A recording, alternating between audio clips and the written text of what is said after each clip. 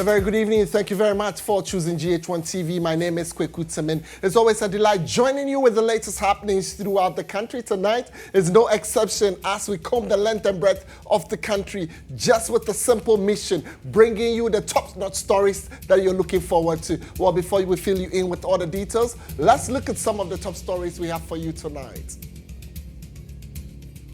Coming up in the next 60 minutes, sponsors of the Human Sexual Rights and Family Values Bill plan to protest Chief Justice Gertrude Araba Tokonu on August 21 over her management of the 2 injunction applications against Parliament.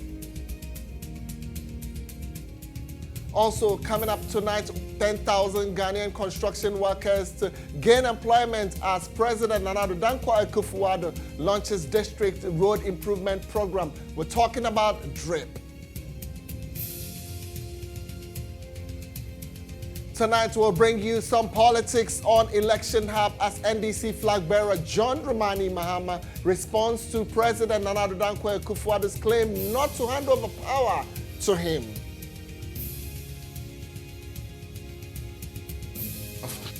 And please tell him that it's not in his mouth to determine who he will hand over to. He should just promise that when the elections are held, whoever wins, he will hand over. We'll bring more stories tonight as the Federation of Allied Health Professionals at Kolebu Teaching Hospital poised to go on strike if management does not establish a dedicated directorate to oversee their activities. And then we'll bring you updates from our world of business as the Bank of Ghana directs all licensed forex exchange bureaus to verify the Ghana card before conducting any transaction effective August 1. So we have these and many other interesting stories making the 1 hour bulletin. Stay with us as we bring you all these details and many more, including some sports updates and international news. Do stay. We're back shortly with all the details. Well, thank you very much for choosing GHOne TV. My name is Kweku Temeng. Let's take details of our stories tonight. And here, sponsors of the Human Sexual Rights and Family Values Bill are set to protest Chief Justice Gertrude Tokonu on August 21 over her handling of the 2 injunction applications against Parliament. Well, the Supreme Court is currently reviewing efforts by 2 individuals to prevent Parliament from transmitting the passed bill to President Nana Addo Dankwa Akufo-Addo. Well, during the last hearing, the panel chaired by the Chief Justice postponed its ruling on these applications until after the substantive case is heard. Well, led by Ningo Prampram MP, Sam George, the sponsors recently visited the Osu Wulomo Numo Belenfo, who has urged immediate action on the bill. EIB Network's Parliamentary Affairs correspondent Ibrahim Alassane reports. Sponsors of the anti-gay bill are to stage a protest on 21st of August. The protest is to put pressure on the Chief Justice Gertrude Araba Esaba Tokonu for what they term as an unfortunate delay on her part in giving a ruling on the 2 injunctions applications that have been filed against Parliament of Ghana and the Speaker of Parliament. Led by the Member of Parliament for Ningo Prampram, Sam George, and lead sponsor of the bill. The group, first of all, paid a courtesy call on the Wulomo of the Osu traditional area, Numo Belenfo, where the Wulomo are called on the Chief Justice and the President to expedite action on the said bill. Africa, alo Mangana, alo Medija. In Africa, it is an abomination. Musubo yuemu ni achinta akenu kenu anabole ni yo anabole ke menike bibra lo malekonkron ba. Even in the Bible, God destroyed Sodom and Gomorrah because of this abominable practice. Ake Yezono and Gomorrah nini anyanmo minfu ameji leke majin ni fon femo alo muji anu chimone no ata nanmo minfu ame ngene nle bona yela ha The practice is against our traditional beliefs, so we are appealing to the government to expedite the passage of the bill. Ke manko kro alo brofo mamba fe wo Africa ne eji musuni ni brofo chole taboo ke hawo. Next port of call was the chief imam of the Republic of Ghana, Sheikh Nuhu Sharabutu, who also gave his blessing for the exercise that is to take place on the 21st of August. He says the police, he's sure the police people would support you because they know it's a peaceful demonstration. Because of what you want to achieve.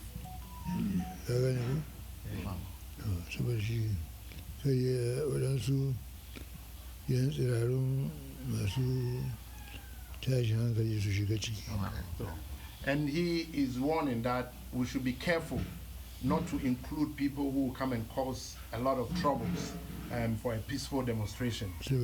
Sam George explained why it had become necessary to draw the Chief Justice's attention to this unfortunate happening, which is the delay in ensuring that the injunction applications are expedited, rulings given to pave way for Parliament to undertake its constitutional duty by transmitting the bill to the presidency for action. As children of God and as Ghanaians, we know it is against our religion, it's against our culture. We want to do a peaceful march on the 21st of August to the Chief Justice. Because right now it's not the president that's holding it. It is the Chief Justice. She's the one who is preventing Parliament from sending it to the president. So we don't have a problem with the president. We don't have a problem with the speaker. Our problem is with the Chief Justice. Reporting for GHOne News, I am Ibrahim Al-Hassan from the office of the National Chief Imam. And right here at Platinum Place, my name is Kweku. Some more local stories for you. And here, online blackmail and sextortion cases are on the rise as the country has recorded some 254% increment in year-on-year increment, and also losing nearly some 112,209 cedis between January and June 2024. Well, according to the Cybersecurity Authority, 141 reports were filed between March and June. 60 cases recorded so far this year. The authority is urging the public to be wary of quickly progressing online relationships, especially those leading to requests for intimate content. So yes, we've seen an increase there. There are concerns. Let me just quickly go on Zoom for a conversation on the back of this. We are engaging a National Computer Emergency Response Team at the Cybersecurity Authority, Isaac Mensah. Isaac, thank you very much for your time tonight. Let me find out from you. So, significant increase there in the number of sextortion cases. What could be accounting for this rise? Thank you very much for having me this evening. There are quite a number of causes to this. Our adoption to the internet is a very big factor. We have quite a number of people who are joining the social media space for the first time and do not know or are not do not know the threats that are on there. We just take things as they are on there, and we think each and every person that we see on there is real with us. So our adoption to the internet, and also the fact that we do not know or we are not privy to the threats online, are some of the causes of this increase that we are seeing. Well, interesting. So for somebody who's watching tonight, how could we be on guard? How could we protect ourselves? How could we ensure that we don't fall victim to such perpetrators of these heinous crimes? Yeah, so first of all, it is very important for us to note that the internet is not a place that only, should I say, good people exist. There are people online that are there purposely for self-gain and to take advantage of people. Once we go onto that space with that mentality, it is going to really affect, or it is really going to tell how we live our life on there, for us to know that it's not everybody on the internet space that we can trust. It is very important that once we are on that space, sharing is a very, very important thing. What we share on the internet space when we go there, especially on social media, could be leveraged against us. So our online activities could be something before a criminal even targets to attack you. One way or the other, they do what we call reconnaissance. So they gather information about us, our likes and things that we like to share. Then they use that against us. So the first thing is for us to be wary of what we share on there, and also not to believe anything that we see on there. So there are people that are on there that have created fake profiles, right? Fake profiles on there just to take advantage of people. So once you engage these persons, they give you all the time, show all the affection that you can get, just to get you to slip in terms of dropping your guard with security, and then they take advantage. So it is very important for us to not share everything online, and also especially our nude videos or pictures. One of the tactics that we have seen is with regards to they even just calling you on video, they having just an image of you, and then they use AI to do the rest in terms of portraying an image of you naked, and then they use that to blackmail you. So one of the things is also unsolicited video calls. We should be very wary. Don't pick a call or a video call that you do not know. If you don't know the person, it is very important that you engage the person maybe through text rather than picking up the video. And also, lastly, saving nude pictures on our devices, or even taking them in the first place, is something you might not know where your device might end up tomorrow. We have had cases where people have given their phones to repairers, and then their nude end up becoming victims of blackmail. So these are some of the things that we need to be wary of in order to prevent this particular kind of threat we are seeing. Great advice, Isaac. Would say a big thank you to you, and I'm sure for our viewers out there, we've picked bits and pieces of information in there. Tonight, allow me go on some other stories, and here the Federation of Allied Health Professionals at the Kweku Teaching Hospital are demanding the creation of a dedicated directorate to oversee their activities. Well, they assert that the absence of a specific directorate hampers their work and undermines their professional standing. Well, the group insists that without their structural change, they will withdraw their services, potentially leading to a nationwide strike in all health facilities. My colleague Evelyn Araba Edu has further details in this report. Kweku Teaching Hospital Board has denied us. If you come to the hospital, we have various directorates. Over 50 years now, we have been under the medical directorate, of which we have not been treated fairly. All we are asking for is that you give us our freedom. In fact, we deserve a director and even deputies under the director. The Ghana Federation of Allied Health Professionals at Kweku Teaching Hospital initially planned a march for 25th July. However, they postponed it after a meeting with the Minister of Health and the Chief Director. Unfortunately, the meeting did not yield the desired results.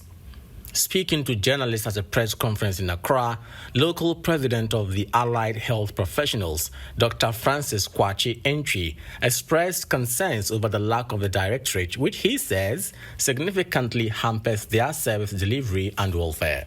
The board did not grant us the audience. And somewhere around the 9th of July, we saw that they had advertised for the position of Deputy Director of Medical Affairs, into brackets, Allied Health. And so they were so boxing us under the medical directorate and giving us a Deputy Director. The association criticized the decision of the Kweku management not to provide them with a directorate, calling it disrespectful. They warned that if their demands are not met by Thursday, 1st August, they will escalate their strike. On the 2nd of August, which is Friday, we are going to withdraw OPD services. And then on Monday, which is 5th August, we are going to withdraw inpatient services. And then on Tuesday, which is the 6th of August, if management still do not heed to our call, we are going to go into a full-blown strike. And when on the 6th, the association is calling on the Ministry of Health to intervene immediately and accord them the recognition and respect they deserve. Meanwhile, the Kweku Teaching Hospital has stated that it will not address their demands, advising the association to take their grievances to the Public Services Commission.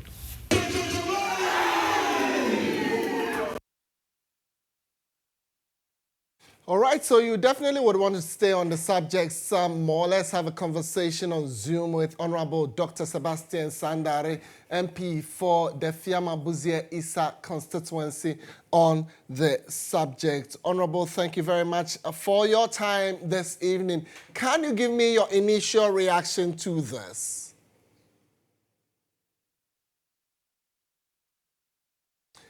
Well, difficult situation. They were trying to raise Honorable Sandare over Zoom to share his thoughts on this action by the allied health professionals in there. As and when we are able to raise him, we'll bring him on. But at this moment, let's take Insight. Insight is proudly brought to you by Pepsodent. With Pepsodent, every smile matters. Insight is brought to you by Pepsodent Herbal for strong teeth and gums and Pepsodent Charcoal for natural whiter teeth.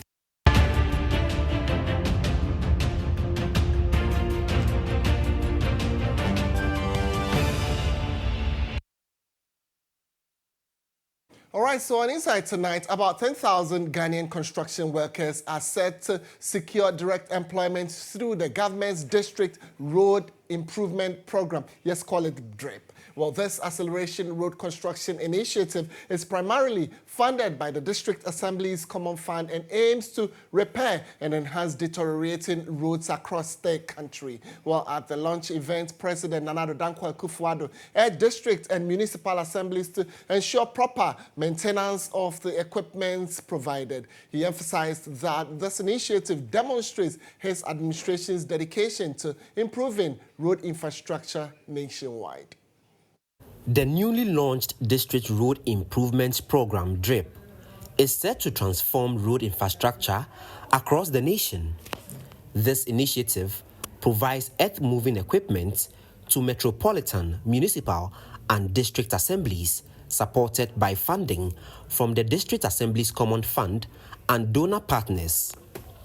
Under the program, MMDAs will receive essential equipment, including motor graders, tipper trucks, water tankers, caterpillars, bulldozers, and concrete mixers. The program aims to accelerate road project completions, improve access to markets, and reduce transportation costs, particularly benefiting farming communities. Speaking during the commissioning of the 2,240 units of state-of-the-art road equipment, President Nana Addo Dankwa Akufo-Addo underscored the significance of the program, emphasizing good maintenance of the equipment by the MMDAs. Ladies and gentlemen, allow me to delve deeper into the vision behind this transformative initiative. Our nation's road network is the circulatory system of our economy. It is through their veins and arteries that commerce flows, that farmers bring their produce to market, that children travel to schools, and that healthcare services reach the remotest part of the country. By improving these road networks, we're ensuring that every Ghanaian, no matter where they are or live, is connected to the opportunities and services they need to thrive. Executive Chairman of the GHOne Group, Dr. Joseph Sion Japan, commended government for its steadfast support and pledged technical assistance for the maintenance of the equipment. To provide real-time after-sales, we have, with our partners, 32 mobile service vans equipped with all tools to provide 24/7 to these equipments that will be deployed in the various districts. These vans has a long workshop with all. We are tooling all the 16 regional workshops, and we soliciting all other workshops to collaborate with us to be able to provide good services for these equipments. Several municipal and district chief executives expressed their enthusiasm for the program. This equipment is going to help us in a very, very long way. Being that, especially in my municipality, we have bad roads, which we have to admit. So this equipment is going to help me or help the municipality to do a lot of road works in the municipality. The people of Bolga East were overwhelmed when we heard that the president has made initiative to get this equipment for us, because it go a long way to open the district to the communities that cannot be connected to the center. So we are very happy that this equipment will come to help our road infrastructure, to open up the district to the district capital and to that of our municipality, Bolga municipality. The launch was attended by government officials, members of parliament, the national chief imam, traditional leaders, and stakeholders in the road construction industry.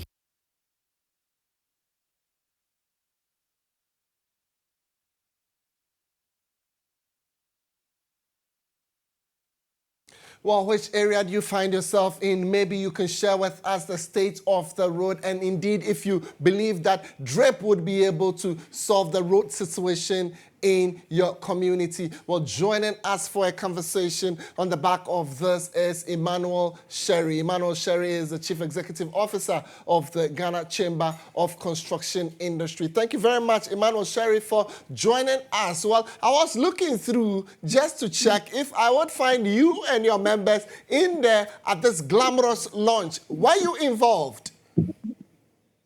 Yeah. First of all, let me salute you, my good brother, for the good work you're doing to help the developmental agenda of Mother Ghana. You have been an amazing journalist within the century, and therefore you are commended this evening. And then also to salute your cherished viewers and listeners across the entire country. Yeah, today happens to be a remarkable day in the life of the infrastructure space, as long as Ghana Infrastructure Development Network so much concerned. However, first of all, we must also commend the president and his team for such an initiative. It's a laudable initiative that we believe to go a long way, but we also have other associated issues that possibly must be addressed behind the scene. If not so, this is going to just be like the usual, how do you call it, syndromes that we normally see. Government projects, government properties, maintenance cultures becomes a problem. Even though we are seeing the, how do you call it, GHOne group of company coming on board, plant pool, how do you call it, GA plant pools and what have you. But still, as long as government has a central role to play, we still have the doubt, the fear in there that no matter what, there is going to be a challenge. Because today, if we should look into the common fund that government is going to use to run this very project, common fund has been in arrears for some time now. So therefore, if the money doesn't get to the various district assemblies or the MMBs as a matter of time, you will realize that definitely it's going to be a challenge in the implementation of this, even though it's a laudable initiative, but the other side also must be taken care of accordingly.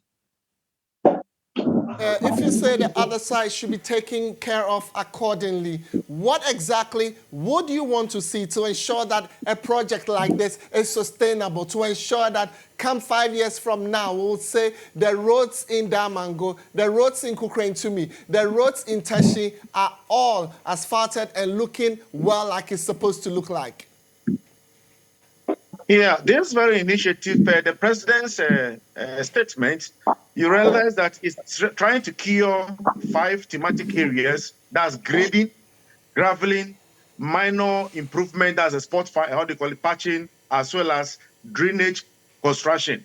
So these are some of the areas that the president or the government is looking at to address. Aside this, there are other legs to construction, road construction. However, it seems this has been the benchmark on these very four pillars. So therefore, if it's about grading, graveling, minor improvement or spot patching, and then the drainage system, then I think it's going to be within the rural areas as well as the peri-urban areas, which means places that possibly you and I know that farm produce and products normally comes from, definitely which are unmotorable, which has been cut off from various communities or the market centers, automatically are going to be taken care of.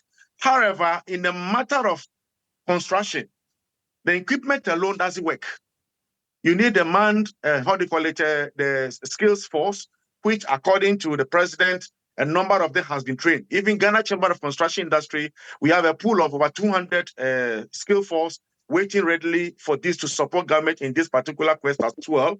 So as well as we come back to the petroleum products, how to access petroleum products to man this particular equipment is one of the issues that the government also must. I don't know the strategies or the policies that the government has put in place. Maybe the four-man committees that the president has directed will come and put the flesh to the bones for us to see the entire nomenclature that we are talking about. But the assembly nomenclature, let's be sincere, the way the assemblies are being run on the back of common fund, I'm having a little doubt that if care is not taken and it go the same way, then I am afraid these things will not last. Emmanuel Sherry, thank you very much for your time, and I know we'll call you back on this particular subject and get more details from your side. But yes, expressing doubts there about its sustainability. Let me just get to a local governance expert, Richard Fiadumo, who's joining me at the moment. Thank you very much, Richard. We're grateful for your time tonight. You are on the other side of the Zoom. So yes, Emmanuel Sherry, who sits at the Chamber of Construction, is saying that, look, sustainability could be a thing of the could be a major challenge in the end if this is run the same way as it is. I would want to find out from you, from a local governance point of view, from decentralization, from everything that has been said, is this sustainable? Yeah, thank you very much, and greetings to all your cherished viewers. The fact still remains that roads, inner roads, are very bad within the MMDAs across the country. So that one is a fact. Now, one would have thought that the District Assembly's Common Fund, which this same government has refused to give to the MMDAs, which if the MMDAs have received, they would have prioritized it and use it to repair some of these roads and grade them. You see, what this government is doing is an affront to decentralization. We cannot have a situation whereby the Common Fund Administrator will sit in her office and appropriate funds for and on behalf of district assemblies. The Common Fund comes with a formula, and in the formula, there's a needs assessment that is done. And in that needs assessment, we have an issue of health facilities, the population. We also have educational facilities. We look at water and sanitation. Of course, we also look at roads. So if the Common Fund Administrator will not allow the assemblies themselves to prioritize what they want to use their DACF for and go ahead to procure road equipment for the assemblies, it is a serious affront to decentralization. And very soon we have to go to Supreme Court on this matter, because we cannot allow monies that the Constitution per Article 20 said that there must be decentralization and local government. The same Constitution has given that assemblies or district assemblies should be given 5% of the total revenue of this country. And the same Constitution goes ahead to say that Parliament should come up with a formula so that this formula will guide the Common Fund Administrator to disburse the monies to the MMDAs for them to use for development. So these tractors and other things that have been bought, is it a formula that was approved by Parliament? The answer is no. So on what authority did the Common Fund Administrator go ahead to appropriate funds meant for district assemblies to be used for this kind of thing? So it tells me that we are going back to centralization. If the government, central government has come out with fear of roads, that is the central government's ambition. The local government, that is why we have 261 local government authorities. We have 261 general assemblies. It is the general assemblies which will set and decide that this year, education is our priority, road is our priority, and then they will rank their priorities according to order. So we cannot have a situation whereby the president will now come and be telling us that the government, central government, has used monies for district assemblies, which is supposed to be used for education, which is supposed to be used for health, which is supposed to be used for water and sanitation, which is supposed to be used for road, to go and buy equipment to just construct only roads in the assemblies. As we speak, the common fund is in arrears of 5 quarters. Why will government use common fund to go and procure and not give the money to the assembly? So for me, I think that we'll be heading to the Supreme Court very soon because it is improper, it is illegal for the common fund administrator to appropriate funds meant for district assembly on their own to do procurement for and on behalf of the MMDAs. We agree the roads are bad, they have to reconstruct them. Let's give the district assemblies the wherewithal to be able to decide what is a priority for them. That is why it is local government and not central government. Furthermore, he's a local governance expert, and definitely, if you heard him right, they could be heading to the Supreme Court for further interpretation of this particular development with central government. What I would do for Insight for tonight, but that's not it for the bulletin. However, I want to say a big thank you to Pepsodent for making it possible for us to bring you Insight. We're coming back shortly with more. Do stay. All right, so it's now time for us to do some fact checks, and Tutu Adanso has joined me right now. What has the finance minister been saying? And it's your fact check radar on. Tutu, over to you. Thank you so much, Kweku. Well, as you rightly indicated, it is indeed time for Factometer. And on this segment, we separate facts from fiction. Well, just last week, the finance minister, Dr. Mohamed Amin Adam, made a bold statement during the mid-year budget presentation. Let's take a listen to what he said. Mr. Speaker, our commitment to building an efficient railway network is not just about transportation. It is about fostering economic growth, creating jobs, and enhancing connectivity throughout our nation. The Nsawam-Accra railway line is completed and in use. The construction of the iconic Tema to Mpakadam railway line is 99% complete and is expected to be fully completed this year. The construction of the Kodokrom-Manso section is expected to be completed before the end of 2024.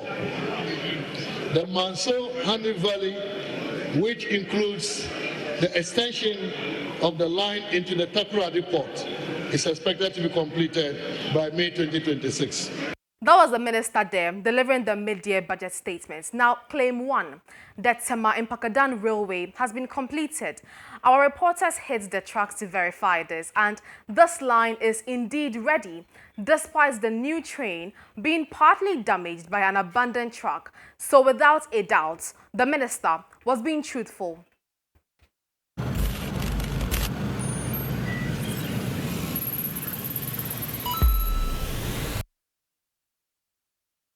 There you have it. He was indeed being truthful. Now, claim two.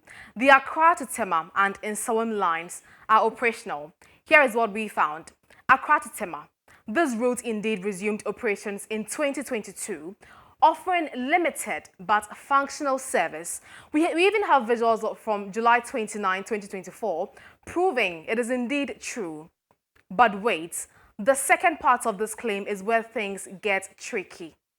Now, the Accra to Nsawam railway. Now, contrary to the minister's statements, this line is not complete. We tracked the entire route and found that the railways, some parts of it, have been removed. In fact, stones technically known as ballast to give the lines stability have been abandoned. The lines at the Kweku have been removed. So to say that the lines have been completed is impossible as it stands. We also bring you some visuals and views from Kweku. 1, 2, 3 railway line. Commencé ahasu 1 2 3 eko takwade enti ahade on betutu dade nyina ndi akọ aha aje kotoku omu yehwe wa fa oni hwe enini omu da bo begu ha so mena yasini omu bae jogate onu mudi abo we begu ha bapim ne ko onim kakra bo ho abo no go bebre eye kwa railway no umaya na by in some day the moon ye we fan say temade na nkwa na ye de umaya by in some day the moon ye na ye me nwa pa say omo anye ha de no amu ka say omo aye abane de me bompa man say ombo modi ana omo ye ma because yes na akoye no mu wase bisa aban bi okan bi abo aban bi minister no kan wo twatro me ye fra Angela me taxi driver e wo kutukuwa aban bi okan bi ase aye kutuku we la omboa na nsa minister ba ko be kasa so that dey bia ni omo atutu aton di omo mpa ni bo na be tutu ni nyina o de machine dey see so e be kika ni nyina aton ni nyina do aban bi kasa aye we la na omboa de mi ho say aye juma bia mate dey ba ti aye se wo kura some dey body ni ade free e chi ba de kwakra di ahwede ni kubi ni ade de kwakra ba ti eni wonti no omu nyina afaka ne boy omu ye di ankada boy pesa wa twatro wa go ani mo ase o ti etu kura e free so wa mo o man we la ye dwuma boa yen ye wonsan wam e boa yen so aban bia etimi anye ni ye aman wa twatro senka butu no. Well, you just saw the sides there and heard from the residents. Let's now fact-check this claim.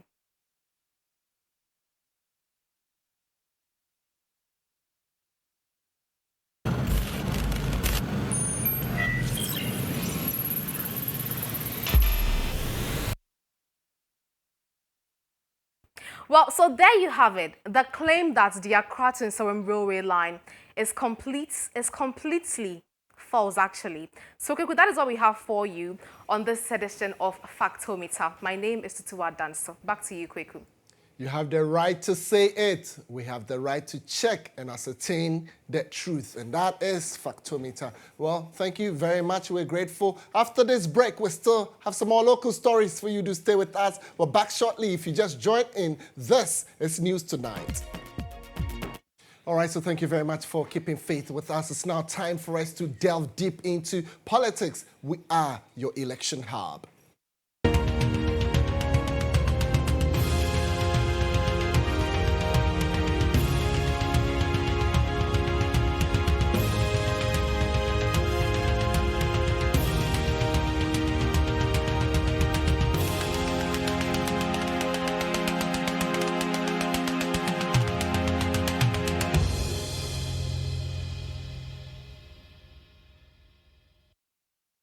All right, so in politics tonight, in a bold rebuttal to President Nana Addo Dankwa Akufo-Addo's assertion that he will not hand over power to flag bearer of the opposition National Democratic Congress, that's the NDC's John Dramani Mahama, in the upcoming December 2024 elections, the former president has emphasized that the president does not have the authority to make such a decision. Well, President Nana Addo Dankwa Akufo-Addo recently told the paramount chief of Wa traditional area during a visit to the Wa Na Palace that he plans to return with Vice President Dr. Mahmoud Bawumia as his successor, representing the New Patriotic Party, that's the NPP. However, former President John Dramani Mahama, while addressing the Central Regional House of Chiefs, responded firmly. Well, he stated that if Ghanaians choose him over Dr. Mahmoud Bawumia, President Nana Addo Dankwa Akufo-Addo will not have any choice but to hand over power to him. When I was president, it was my duty to make sure that elections were peaceful. And so it's the duty of the president to make sure that these elections are peaceful. And please tell him that it's not in his mouth to determine who he will hand over to. He should just promise that when the elections are held, whoever wins, he will hand over. But you can't say you won't hand over to John Mahama. If the people of Ghana say it's John Mahama they want and they elect me, you will have to hand over to me. We'll bring you more politics, and here the former national chairman of the People's National Convention, that's the PNC, Bernard Mona, has announced his intention to run for president in the upcoming December 7 general elections. Well, the outspoken politician and lead convener of Arise Ghana, Mona, explained that his decision to run for president is as a result of the current economic challenges facing Ghana, which needs leadership to drive transformative change. Well, Bernard Mona made these remarks during the launch of his campaign to become flag bearer of the PNC. Bernard Mona is making a second bid to become flag bearer of the PNC following an unsuccessful attempt in 2020. At the official launch of his presidential campaign, Mona assured party supporters that he has the experience and vision necessary to advance the country. I am humbled to put myself up for this task. I am prepared for the adult task. I am hopeful of my party's support as its flag bearer and the people of Ghana as its president. I pledge to serve with honor, respect, integrity, and excellence anchored in discipline and truthfulness. I ask and appeal to you to give me the vehicle of Ghana and not handing over its steer. I want the vehicle. Bernard Mona also pledged to prioritize the youth, focusing on job creation and address the high unemployment rates. Ghana is currently facing a multitude of challenges. One, high levels of unemployment, making many youth predisposed to crime. This situation was not when Kwame Nkrumah was president. Indeed, the United Nations had predicted that by the year 1970, Ghana will be employing people from China, from the United States, and other parts of the world because of the grand agenda Kwame Nkrumah was pursuing. Some regional executives of the PNC also voiced strong support for Bernard Mona, advocating for his leadership in the 2024 general elections. I'm supporting Bernard because he's not only fighting for only Ghanaians, he's fighting for the whole Africans. He's the person who is in support of the youth. He's fighting for the Ghanaians in general. So I think if the youth, together with us, vote for him coming 2024 December election and he come on power, I think Ghana is going to change for better. I think Bernard is coming in with a lot of enthusiasm. He's bringing a lot of brain. He has done it and he's capable of doing it. He has started as the youth organizer of the party, rose up, become the general secretary, become the national chairman of the party. In fact, looking at the connection of Bernard Mona, he's bringing a lot of things on board. And I'm entreating the PNC members to vote for him to lead the party as he can take the party to power. Bernard Mona revealed that he will announce his running mate a week after his confirmation and aims to lead the party to victory in the December polls, challenging the MPP-NDC duopoly.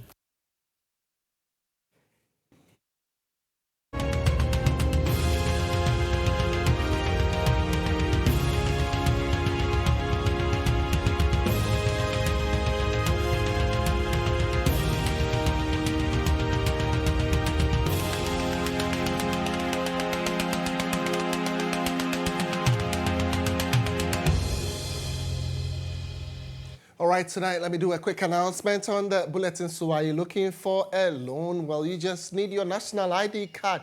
Just go to Bill's Microcredit and ensure that you get that loan. Tonight, the business news is proudly brought to you by Bill's Microcredit.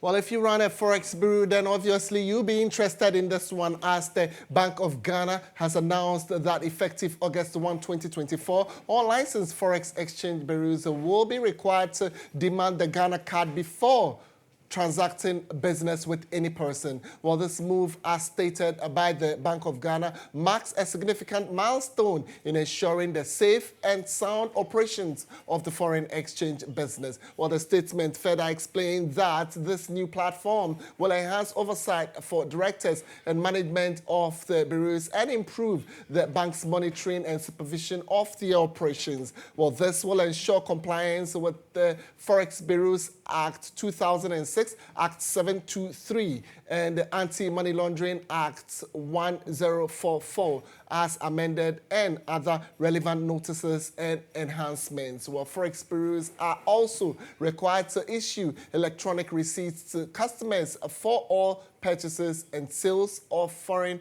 currencies. Well, the central bank emphasized that the platform has been integrated with National Identification System to verify all individuals engaging in foreign currency transactions. Additionally, it will be integrated with the national payment platforms to support electronic payments and receipts of Ghana cedis for foreign currency transactions at all bureaus.